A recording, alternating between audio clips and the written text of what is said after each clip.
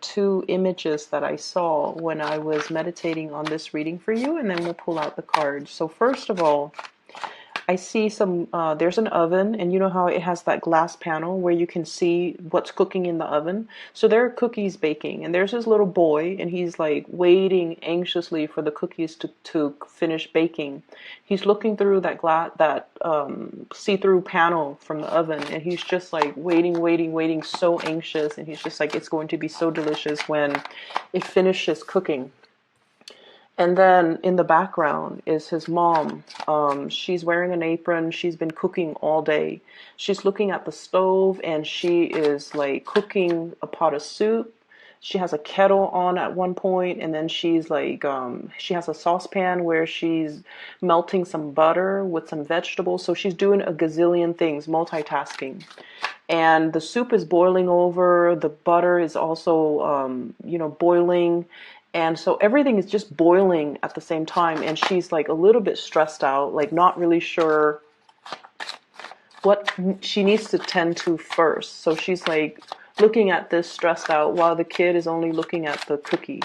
Okay, so that's the scene that I saw for you.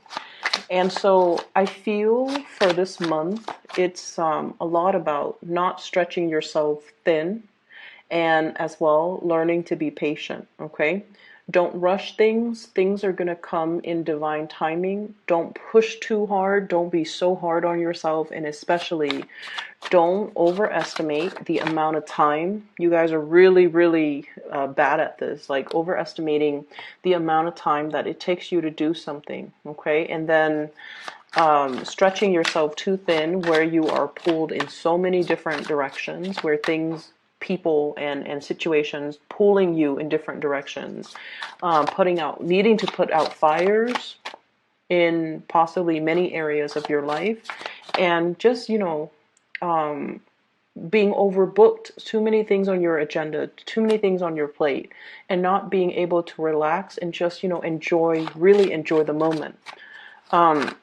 So that's what I'm seeing. I feel like there's something that you have been really anxiously waiting for a very long time. And that whole, something in the oven, I feel like for some of you, it could even be pregnancy.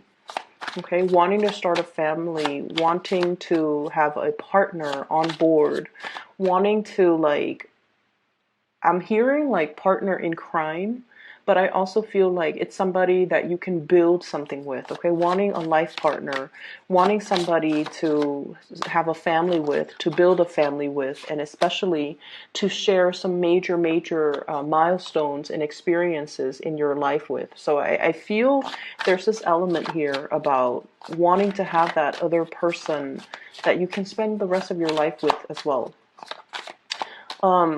The other thing that comes through with the whole kitchen image, the kitchen is usually like where I would say where magic happens, where family and people come communally, share an experience together, where we nurture each other through the food that we create, and especially if you are hosting a lot of people in your home environment. Rather than trying to do everything, okay, rather than like planning and executing, cooking a meal for like 30 guests, you might want to take it easy and realistically just make it a potluck where everybody brings something to the table. I feel like it's the smart way to do it so that you're not stretching yourself so thin. If there are specific things that you want to do for, the people that you love, by all means do it.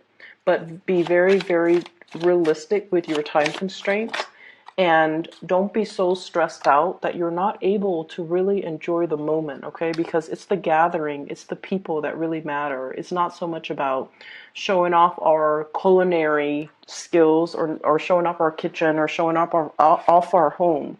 It's really about people coming to see you and people wanting to spend time with you in an environment that is laid back, that is relaxing, that's calm and comforting. So don't work yourself in a frenzy, and especially, don't stress yourself out, okay? So be easy on yourself and be loving to yourself and be more forgiving with yourself. So there's definitely something that you have been really waiting on. So I feel for many of you, I'm hearing this strongly from this Page of Wands here. This is sort of like, I'm ready. I'm ready for the next big thing. I'm ready to do a real job. I'm ready for something with more responsibilities.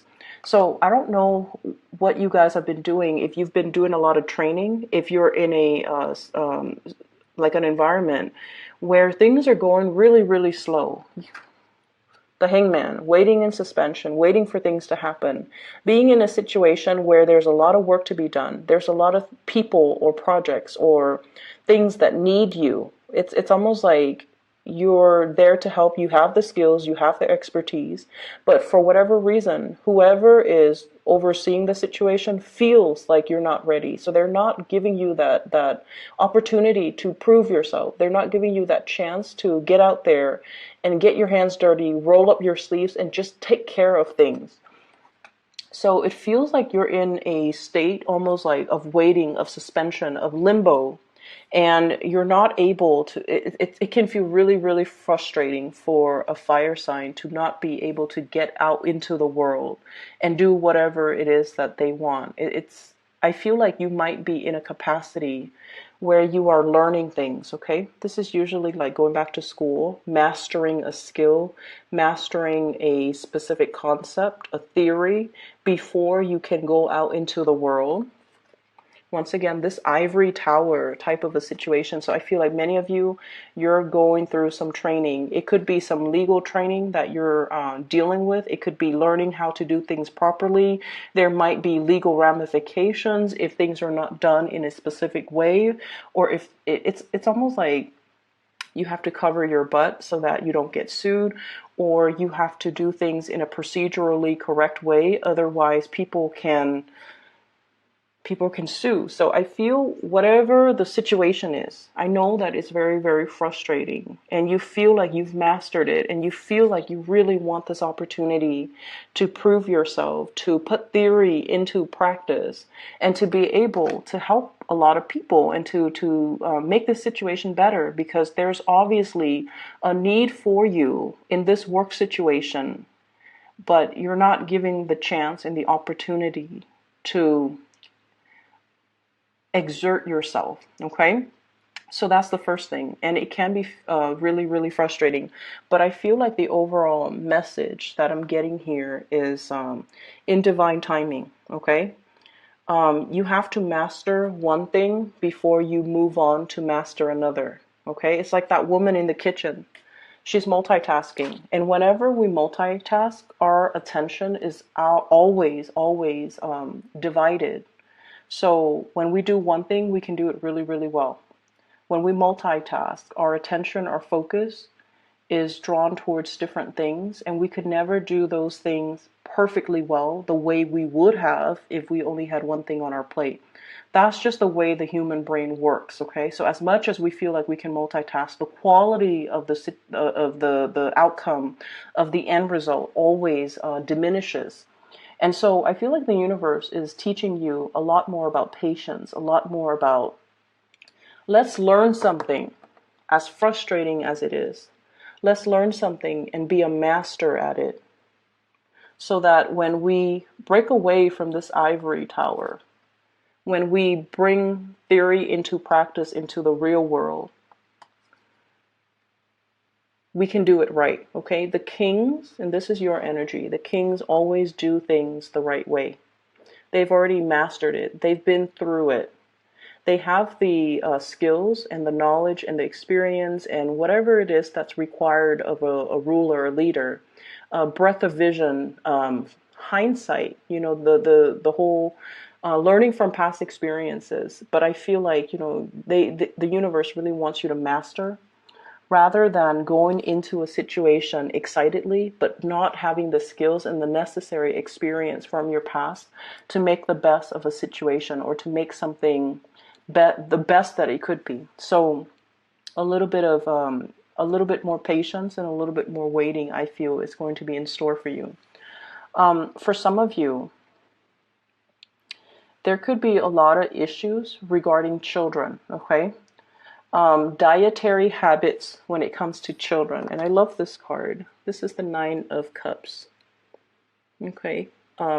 I usually think of this as like the binge eating, or a household that might be a little bit neglected, and then the children are eating whatever is around, usually junk food or usually snacks.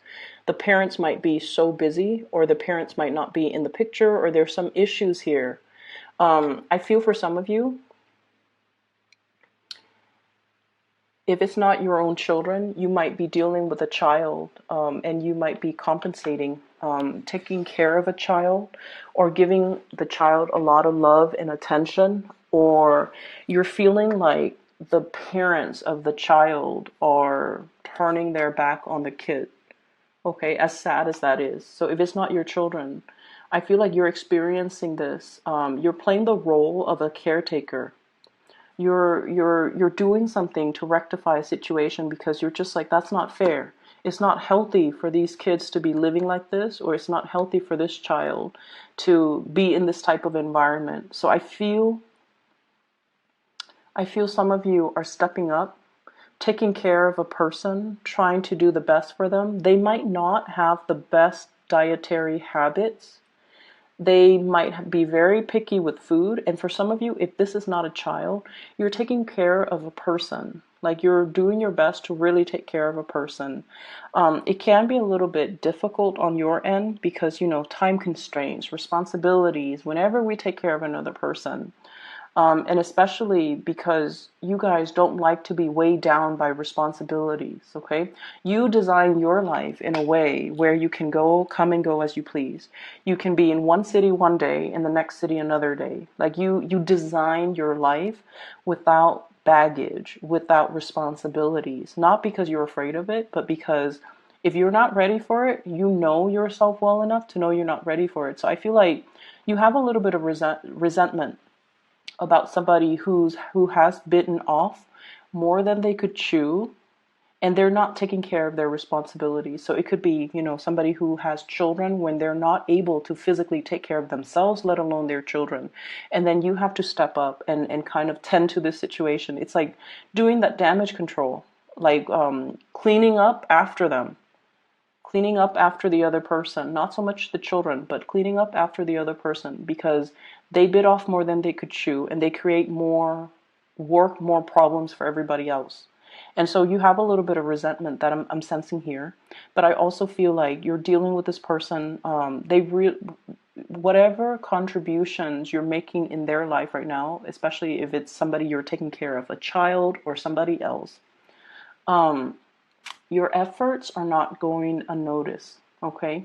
I feel like this karma is going to come back to you tenfold. Like, it's really good karma, because I feel like you're taking care of this situation from the goodness of your heart, and because you feel like this situation is not fair. The Justice card, two people fighting over something when they're not really seeing the big picture. It's like ego battles, okay? Coming from a very petty space, and you're not tolerating that. You're seeing that there's wisdom that is beyond these people. You might even be the mediator in a conflict. You might be seeing the bigger picture, and you're showing them that bigger picture by being the bigger person and taking care of situations and not whining about it, and just, doing what you feel is right. And it can be really frustrating too, because you guys feel like you can do so much more. Okay?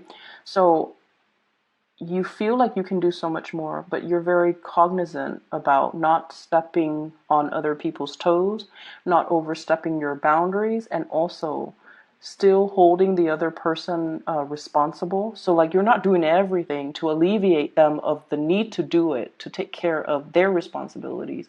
You still want to teach them that concept about responsibilities so that they don't renege on what it is that they're supposed to do. You want to do more, but you don't want that to be kind of like that precedent where they rely on you and then they kind of sit back and kick up their feet. So I feel like you want justice and balance and reciprocity in a situation. And you almost feel it's like this inner conflict, with fire signs. We do what needs to be done. We don't want to sit there and discuss and delegate and talk things over and talk about our feelings. Whenever something needs to be done, we do it. And over time, when we keep taking these actions and keep initiating, the other person feels like they can sit back, and that can be really aggravating. It can be really aggravating, and especially in a situation where you feel like it's wrong, I have to do something about it. I have to step up. And then in the process of you stepping up, the other person steps down. And you're trying to find that middle ground. You're trying to find that balance to be nice, but at the same time, not enable a bad behavior. So that's what I'm feeling here. There's a little bit of tug of war and conflict internally within you guys. Like, how much should I do? How much is enough? You know. So that's what I'm feeling here. So I definitely see for many of you, you're learning a lot about how to nurture, care for, and I feel like it's almost like you're being prepped to be the caretaker for somebody. You're being prepped to have children of your own. So if you found yourself like having to take care of children, all of a sudden, children are really big fixtures in your life. I feel like the universe is prepping you to be either a really good mother or to be a really good father. Okay, to learn to be more emotional, to learn to be more emotionally available. You might be dealing with somebody who's very, very sensitive, okay? Could be a child who's very sensitive, where they're withdrawn. So if they're hurt, they might overeat to kind of like fill in that emotional void, okay? Or you might be dealing with a child that is a little bit more rambunctious. They don't really listen. And the more you force them, the more they resist. So you have to like really soften your tone and soften your approach with them. So for example, you might be telling them, you know, this is what I call like a rambunctious child, okay? Page of Wands. And Aries, as independent as you are, I feel like you naturally attract people who are very, very independent. And especially if you have children, they're going to be a handful because they're going to question authority. They're not going to take no for an answer. They're going to push boundaries, and they're smart, and they're just really independent. And so they're not going to take no for an answer. They need an explanation. They need a reason. And you have to appeal to their emotional senses. So, for example, you tell them, you know, after school, you need to go home straight away. I don't want you hanging out outside. And they're like, I'm not going to get into any trouble. I don't need to go home. But you need to tell them, like, fear. It's getting darker earlier. There are, you know, it's a bad neighborhood that you're passing through. So I just want you to be home. That way I'm not worried about you. Then when you're home, you can do whatever you want. So I feel like you have to make that emotional appeal with these children or these young people in your life so that they understand your restrictions come from a place of love rather than a place of punishment, okay?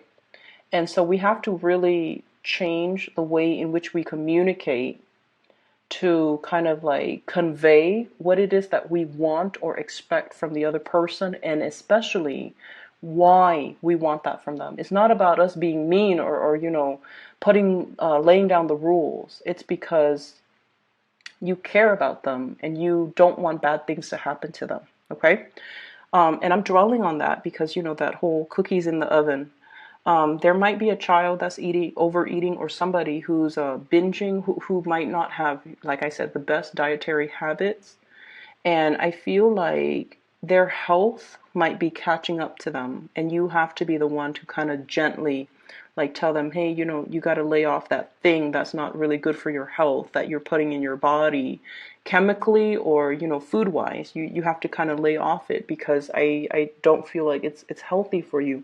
And approaching that from a space of understanding and kindness is a lot more, it's going to make the other person a lot more receptive than approaching them from a place of harshness, okay, and criticism. So that's what I'm feeling here. I feel like for many of you, there's a lot of training that you're going through, and it's like, it's frustrating, I understand. But it's going to come to an end, and then you can kind of like spread your wings and you know, practice what you preach. And you can have an opportunity, especially to kind of really have more independence to do things without people looking over your shoulders to see if you're doing things properly.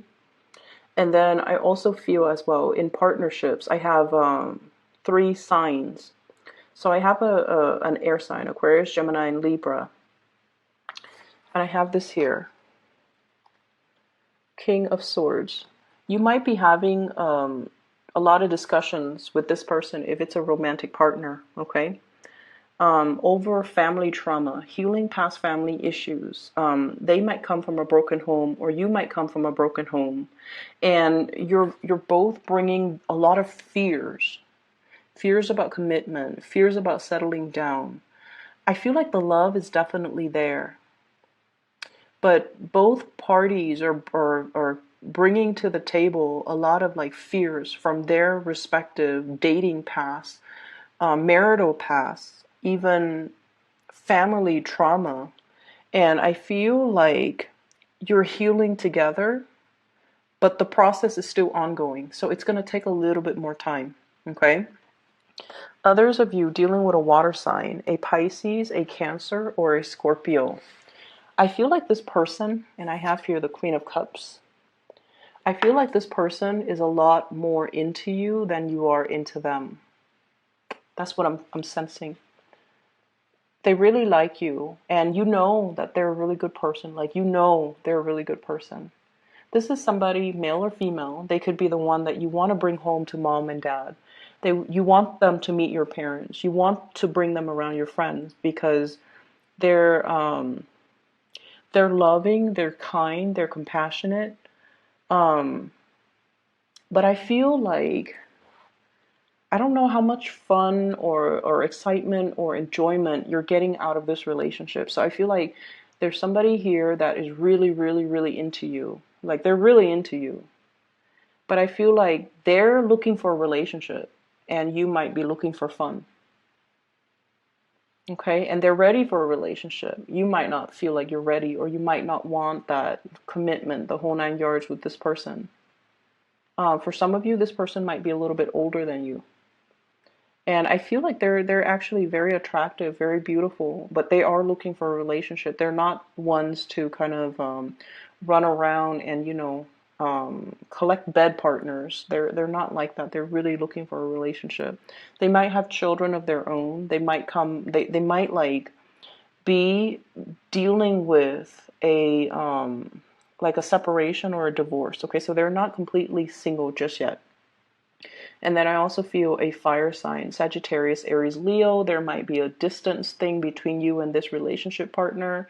There's a lot of coming and going, getting back together, and then there's distance. So I don't know if you're like breaking up and then making up, but I'm seeing distance between you and this person here. I feel overall, we have here the wish card. So I definitely see a lot of communication and a lot of love and a lot of compromise and a lot of help that's going to be coming into the picture. And like I said, if you're planning to do this massive cookout, hosting and inviting a bunch of people to your home, just make sure you actually enjoy the process. Don't stretch yourself too thin.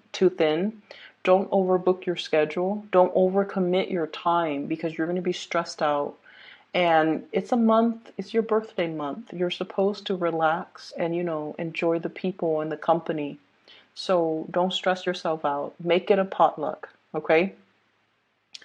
I hope the reading is helpful, Aries. I hope that it helps you navigate this energy for this month. I don't have any news here regarding finances, so no news is always good news in my book. I feel like it is a lot more about, being patient and getting through the learning process and then being able to, exert yourself in the physical world, okay? So best of luck with everything. I will see you guys soon and have a wonderful birthday time. For those of you who are still emailing me about readings, I don't do readings anymore for private clients. I do have somebody that I highly recommend. I've included a link to her scheduling website in the description box below. Her name is Bridget, and she is based out of California.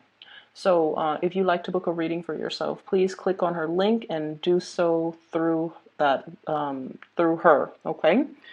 Take care of yourself. I'll talk to you soon.